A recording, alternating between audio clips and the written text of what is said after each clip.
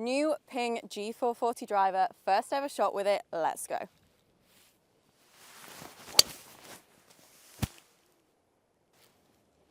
I quite like that.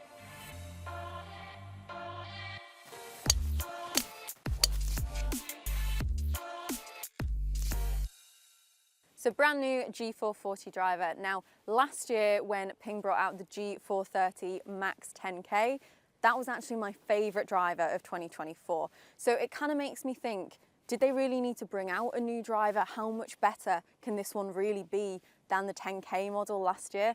Last year with the 10K model, I couldn't really fault it other than the fact that they used lime green, but in terms of performance, I absolutely loved it. So last year, the focus was all about forgiveness, super high MOIs in the Ping drivers, whereas this year in the G440 range, they're starting to focus a little bit more on ball speeds and a bit more distance. So in the G440 range, there isn't currently a 10K model. I have got the most forgiving model here, so there's 3 different heads. I've got the max head, but there is also the LST and the SFT. So just going into a bit of the looks with the G440, what I think is quite cool with some of the drivers this year is the brands seem to be going for almost like a throwback to some of the previous models. The G440 massively reminds me of the old G30 drivers. I had a G30 in the bag for a long time. My mum actually currently still uses that driver. So if you want us to put those two head to head, let us know down in the comments. And of course, if you want to see that video and you want to see more reviews from us, hit that subscribe button. I think because of how used to I've been with the G30 in the past, this just looks quite simple and quite nice for me at address. We've also seen with some of the other club manufacturers, for example, the Callaway Elite driver, to me, looks really similar to an Epic, which is strangely enough the other driver that I used to play. So if you haven't watched that review, make sure you go check that out next. But for now, I'm gonna have a go at the world's hardest tee shot, I would say. I think if you can get it on the fairway here, you can get it anywhere. So hopefully the G440 is gonna help me out a bit here.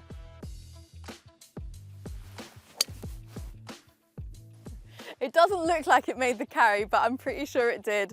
That one is nicely on the fairway, which I'm very happy with.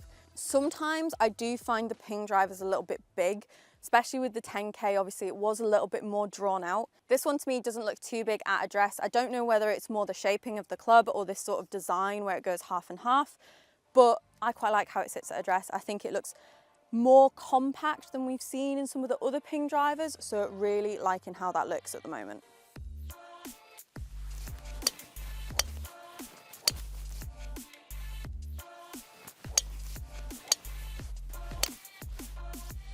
So looking at some of the data here from the GC Quad, obviously Ping was saying that you're going to get a little bit more ball speed with this driver, and I did see some pretty good numbers in terms of the ball speed. So my average is coming out at 136, which is maybe 2-3 more than I would tend to find with the driver. But what I found was interesting was that the carry distances and the total were a little bit lower. So coming out with an average carry of 216 and a total of 234, which I'd say is about right for a forgiving driver.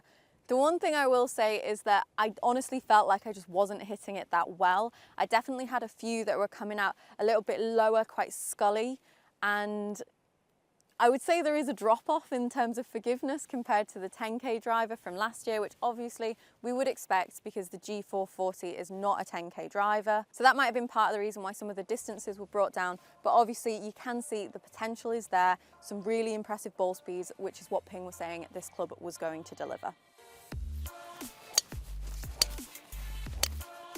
There is quite a lot of technology packed into this driver. Starting off, we've got new free hosel technology, which essentially just means that where the shaft is meeting the club, they've saved a little bit of weight on the inside there, which has allowed them to redistribute the mass and put the CG position deeper and further back in the club.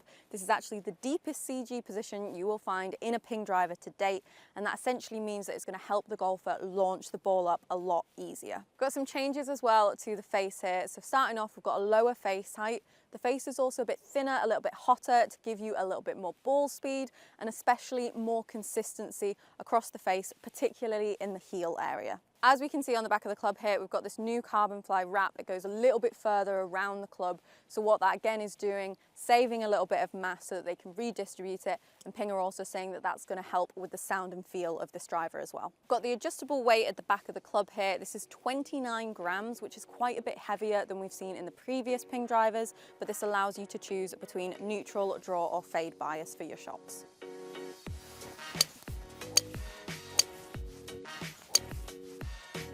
I would say it comes off quite solid from the face. It's not like a super soft feeling driver. Do tend to find that as a general rule, Ping drivers are quite loud. I wouldn't say that I dislike the sound of this one at all. When you catch it from the center of the face, it sounds really nice. It sounds quite clean.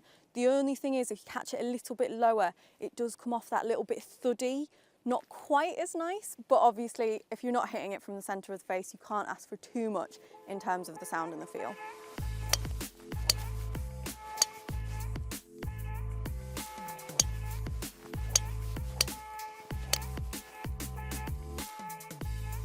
So Ping G440, what do we think overall with this driver? Obviously, Ping said that they were going to give you more ball speeds with this compared to previous models. And to be fair, from the data, I did see a nice increase in ball speed to what I'm used to. Obviously, last year's 10K model was going to be a lot more forgiving than this driver, and I definitely saw that in terms of the performance out on the course. I was struggling to hit it well every single shot, whereas with the G430 Max 10K, I felt like I could put any sort of swing on it and it was still going to go straight and keep me in play. So for that reason, I probably would still choose last year's model over the G440. Obviously, Ping said you were going to get more ball speeds, it wasn't going to be quite as forgiving. That's exactly what I found in my testing, but I do still prefer the 10K model from last year.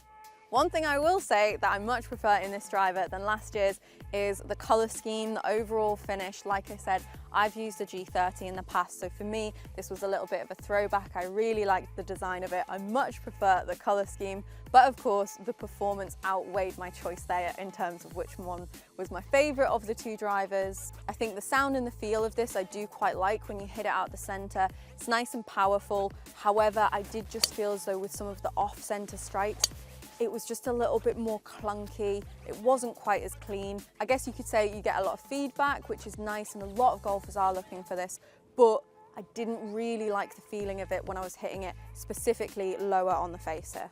Overall, if you're looking for a driver that has a little bit more ball speed than you were seeing with the G430 or the G430 10K driver, I would say the G440 would be a great option to explore. Obviously for me, I wasn't striking it as well, so that ball speed didn't correlate into extra distance. And if you're looking for something that is super forgiving, I would still say to test out the G430 Max 10K. Obviously, that's the most forgiving driver, but if your focus is on ball speed, the G440 would be a great option for that.